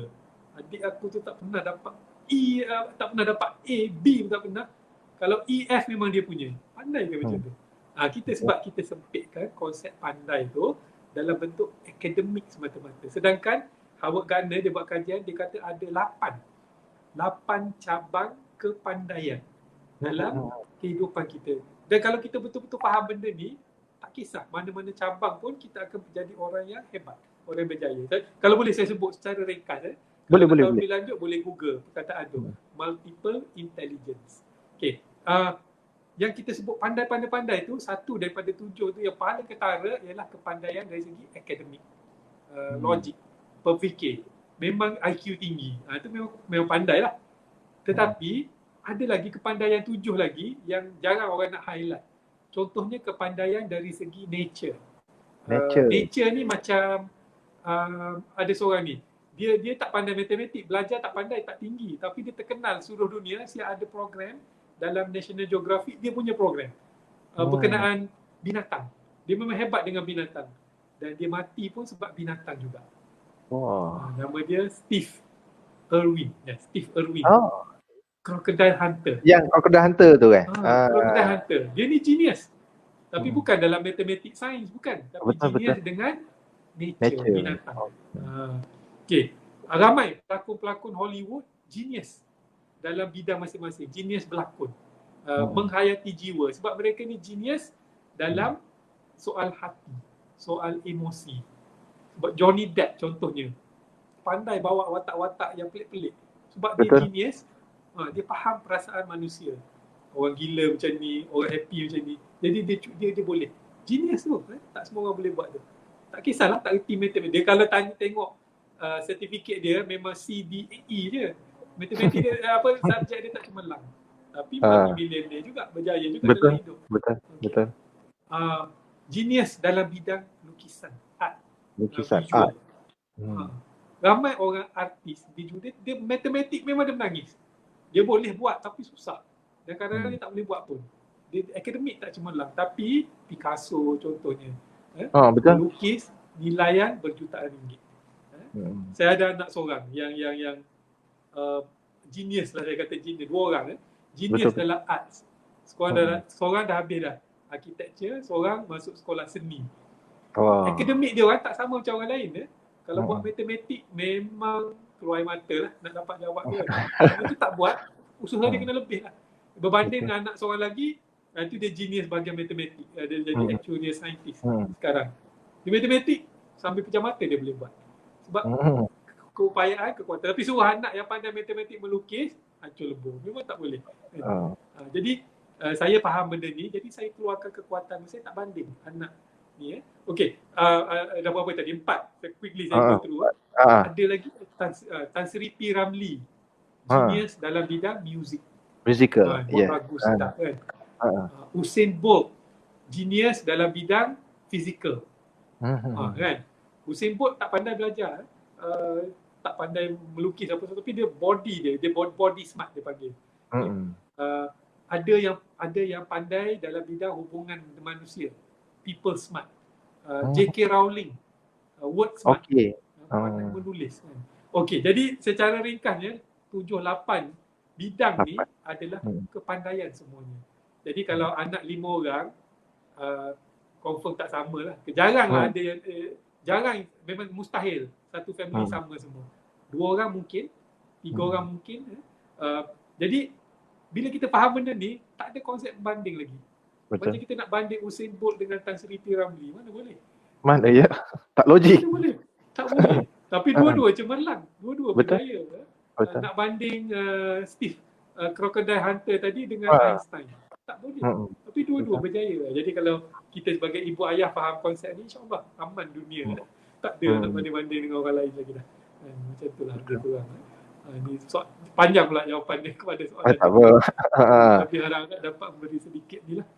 Inilah bila coach cakap tentang Howard Gardner tu, saya pun cepat-cepatlah Google dekat sini kan. Yang kita dapat ni mungkin yang coach sebut tadi tu, yang pertama adalah visual spatial, kemudian linguistic, kemudian interpersonal, intrapersonal, naturalistic, bodily kinesthetic, musical, logical, mathematic. Itulah dia 8 tadi kan yang coach share kan. Mungkin tuan-tuan pun sendiri boleh Google lah menurut Howard Gardner ni kan. Inilah di antara penekanan yang diberikan oleh Coach Zaid, menghargai anak mengikut bidang mereka masing-masing. Kan? Jangan merasakan akademik ini adalah segala-galanya. Kan? Namun begitu, kita harus juga memberitahu akademik ni penting. Kan? Kan? Dia amat tinggal terus. Ya, betul. Mungkin jangan takut ada yang silap faham lah. Okey, tak apa ni. Okey, pergi turun menyanyi tepi jalan. Jangan gitu kan. Kena pandai belajar juga. Yes, betul. Yang basic tu kena tahulah, kan. Okey, baik. Coach Zaid, kita teruskan lagi dengan soalan daripada penonton mungkin. Technical mungkin boleh pin soalan daripada penonton. InsyaAllah.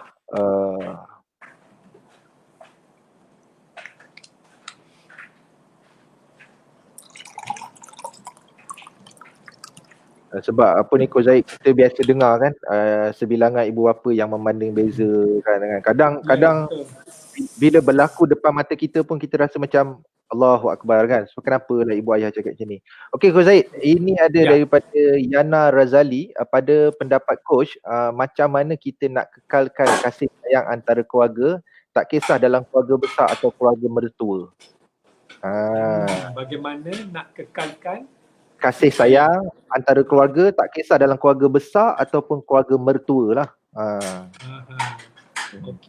Okey, menarik. Okey, berbalik kepada tadi, pertama sekali kena apply yang tadilah, pilihan. Kita niat, kita pilih untuk kasih sayang. Dan kita tengok kasih sayang ni adalah pengubat kepada kebencian. Tadi kita sebut 3 benda kan. Ego, grudges, hatred. Dendam, kebencian. Dan pengubat pada kebencian adalah kasih sayang. Dia kasih sayang ni dia seolah-olah dia foundation kepada segala benda.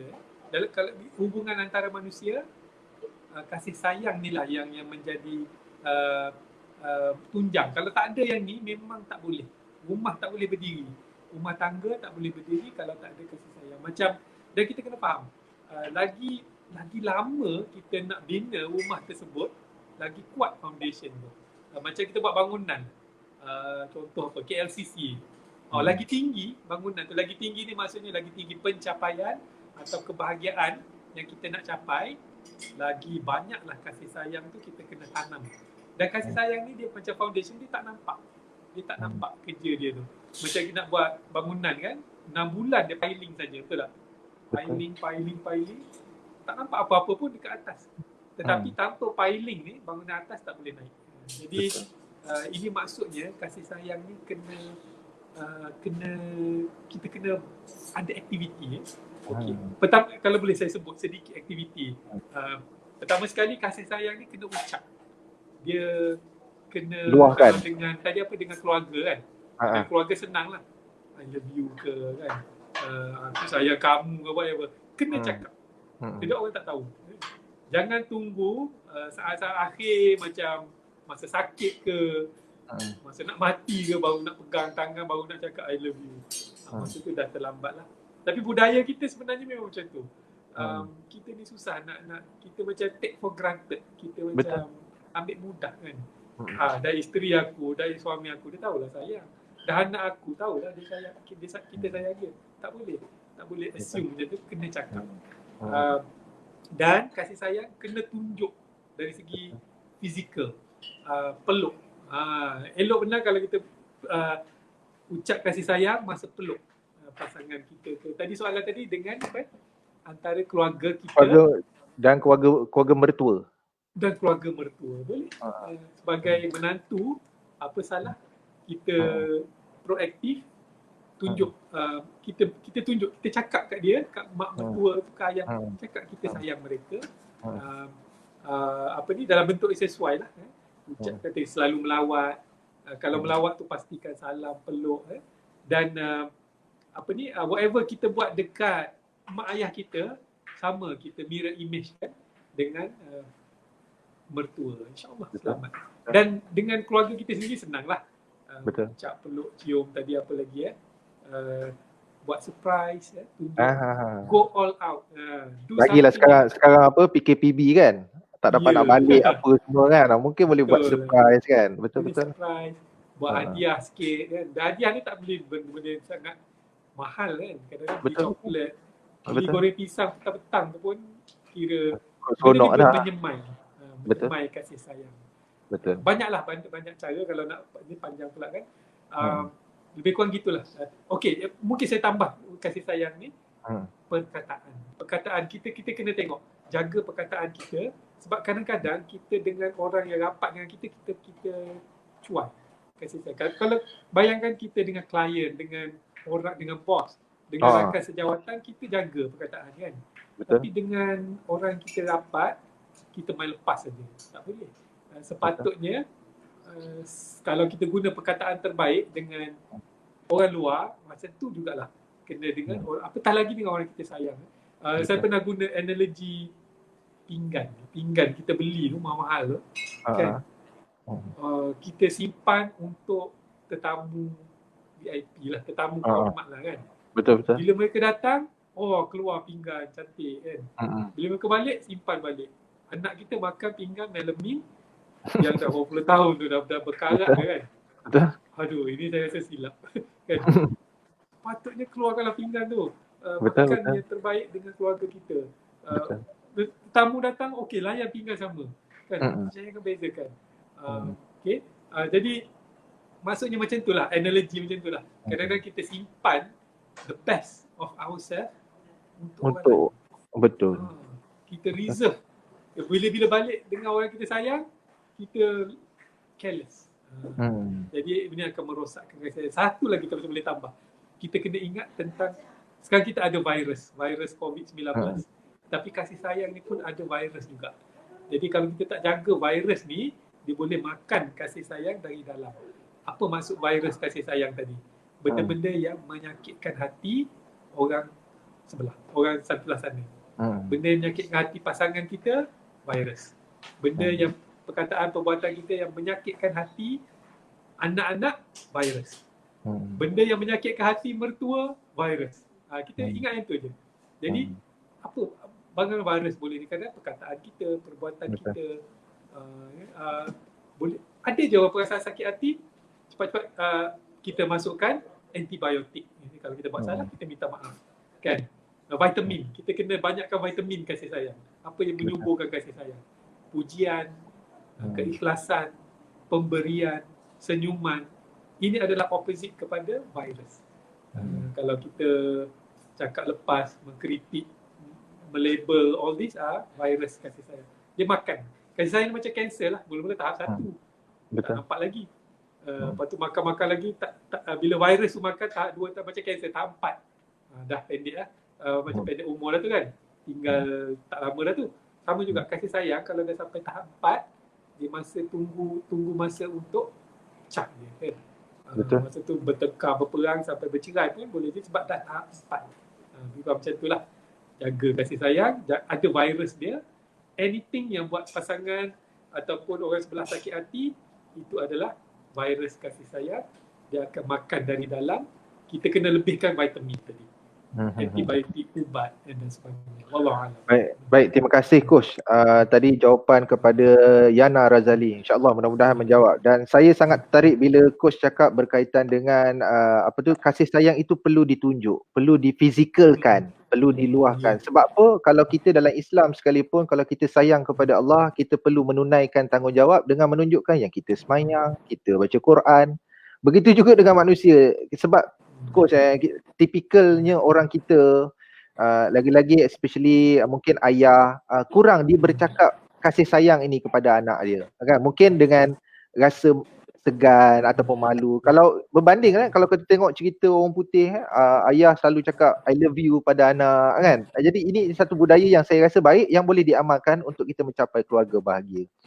Okey, baik Coach, sudah hampir 1 jam setengah kita secara live ni, sedar tak sedar masa pun sudah mencemburui kita. Tapi insyaAllah Coach, mungkin Coach boleh terangkan sedikit ataupun share sikit untuk tips yang di mana kita boleh mencapai keluarga bahagia, harmoni, dan bagaimana kita nak mencipta. So mungkin ada tips daripada Coach sendiri supaya kita dapat mencapai apa yang kita impikan.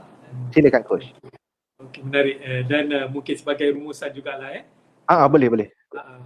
Okey. Saya bila sebut perkataan bahagia ni, kita dia terlalu besar. Kadang-kadang kita terlalu bahagia ni satu benda yang mungkin kita harap terjadi pada kita. Macam nak kaya jugalah. Betul. Kita apa benda tu kaya, bila dia berlaku kita tak tahu. Sedang sama juga untuk kaya, kita perlu banyak simpan duit lah. Kita banyak kena pandai urus duit kita, lama-lama dia akan jadi kaya. Jadi untuk bahagia ni sama juga kena banyak kasih sayang. Dia duit tu sama level dengan kasih sayang dari segi kebahagiaan ni. Dia bila kita banyak beri kasih sayang. Jadi saya kalau boleh saya guna perkataan bahagia tu sendiri sebab saya suka macam ni sebab senang ingat. So B dalam bahagia tu bagi saya ialah beri. Jangan kita tunggu bahagia tu datang. Banyak kan motivator selalu cakap kita bahagiakan orang lain, maka orang lain akan bahagia kita. Macam kita beri dahulu. Jangan tunggu dia tu datang baru kita macam orang kata nak sedekah dengan kaya. Jangan tunggu kaya baru nak sedekah. Betul. Tapi sedekah dulu. Dengan sedekah tu dia akan membawa kekayaan. Macam itulah. Untuk bahagia. Dan apabila kita beri bahagia ni, tak semestinya kita dapat. Mungkin kita beri kebahagiaan, orang sebelah sana balas dengan derita. Tak apa, sabar dulu. Sabar dulu, kita tuaikan lagi, semaikan lagi dan insya-Allah kebahagiaan tu datang. B. A. A kita kita dari segi apa, akhlak kita. Akhlak. Untuk bahagia macam kita sebut tadi lah, macam kebetulan sama dengan soalan earlier tadi, moral dengan agama kan. Maknanya akhlak kita. Kalau akhlak kita betul, baik, senang nak bahagia. Jadi kalau kita susah nak bahagia tu, saya rasa check diri kita, aku ni akhlak baik, aku ni macam mana dengan orang, Betul. akhlak baik. Akhlak baik, akhlak adalah akhlak ni dia A dengan adab dia datang sekali. Akhlak dengan adab. Bila kita berakhlak baik, kita beradab dengan baik. Dan nilai dia lebih tinggi daripada ilmu. Kata silap saya Imam Malik, imam besar kita, dia kata pelajarilah adab dan akhlak sebelum kamu belajar ilmu.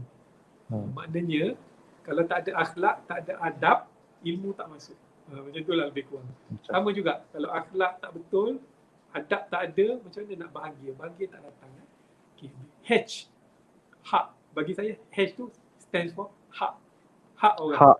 Rights. Hak. Kita selalu fikir hak kita saja. Kalau saya sebagai suami, sebagai ayah, saya fikir apa hak aku sebagai suami, dan bila orang tak bagi hak tu, kita marah. Betul. Tapi kadang-kadang kita lupa orang lain ada hak juga. Anak ada hak, isteri ada hak, mak ada hak, ayah ada hak, mak mertua, semua adik-beradik ada hak. Kita bagi tak hak tu untuk mereka? Do we give? Do we serve them? Do we honor their rights untuk ni kan? Macam anak, apa hak anak-anak dari ibu bapa? Hak untuk diberi kasih sayang, perlindungan. Tak jadilah sumbang maram tadi kan? Diberi apa? Rezeki tu semua kita tahulah. Betul. Diberi pengajaran agama, diberi pelukan, diberi ucapan tadi I love you. Hak dia tu nak dapat dia. Betul. Diberi komunikasi. Kita kena bagi hak baru kita bahagia. Betul. A, satu lagi. A mungkin attitude kita, sikap kita. Attitude yang positif, tak mudah give up, selalu nampak benda-benda yang positif kan. Attitude positif. G macam sebut tadi, give before you receive. Nak bahagia kena give dulu. Saya memang pegang yang tu. Give before you receive. Kalau ini orang Jerman. Orang Jerman punya filosofi. Orang Jerman sebab tu budaya dia maju, negara dia maju. Betul. Negara dia. Kalau kita tunggu bila aku happy, aku akan senyum. Kan? Kebanyakan kita fikir je.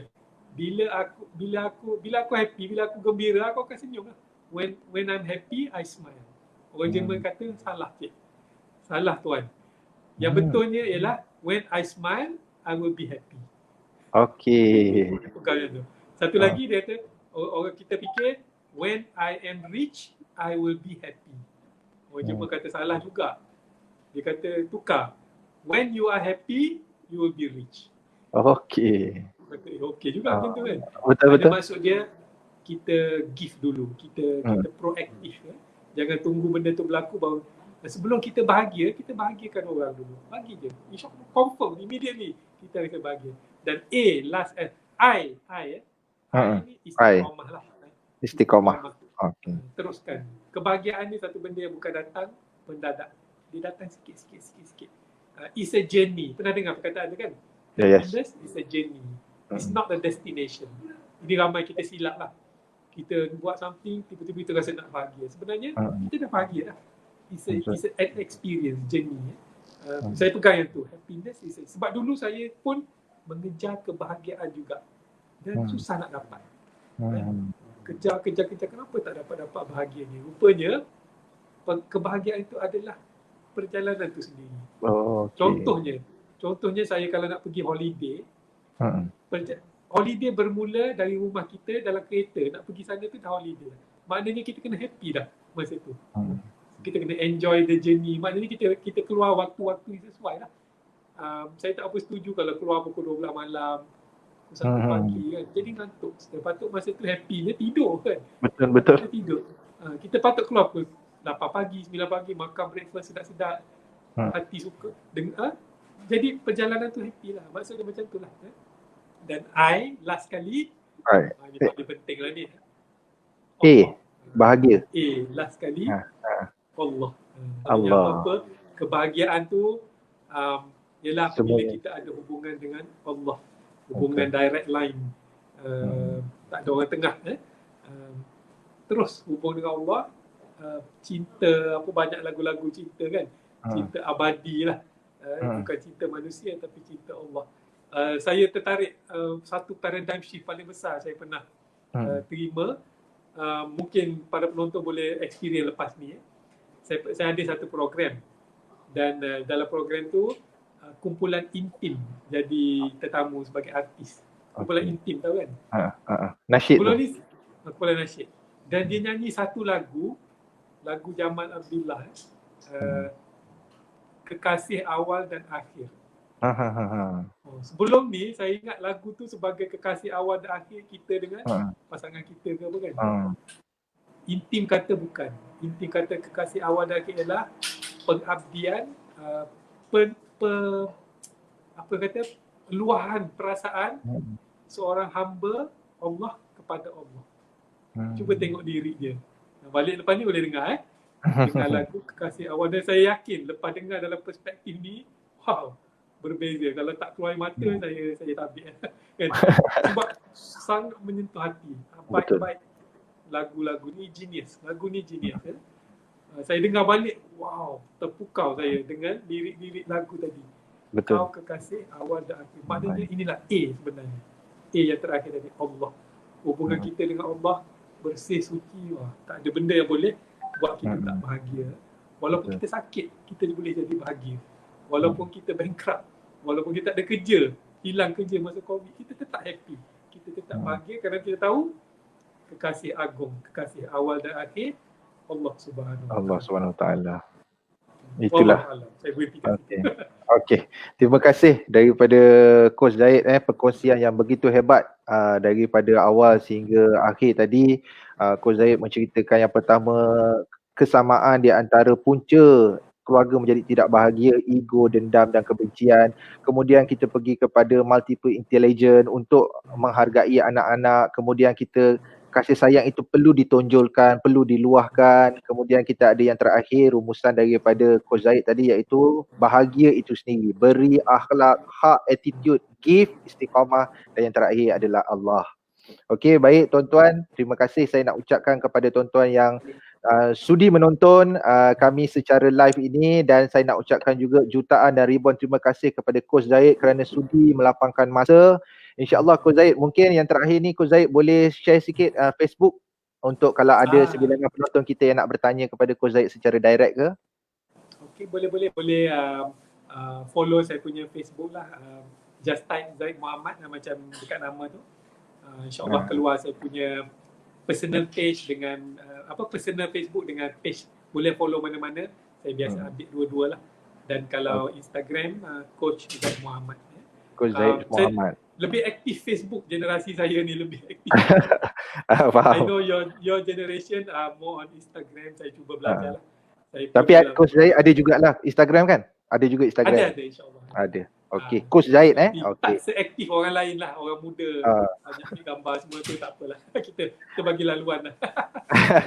Okey, baik, terima kasih diucapkan kepada Coach Zahid. Terima kasih juga sekali lagi diucapkan kepada penonton yang sudi mengikuti live kami pada malam ini. InsyaAllah apa yang kita dengar ini kita cuba amalkan dan juga kita sampaikan kepada orang lain supaya ianya menjadi manfaat kepada semua orang yang mendengar. InsyaAllah saya akhiri dengan dua rangkap pantun tentang keluarga bahagia. Masak lemak dengan kelapa, kelapa dicari oleh sang kera.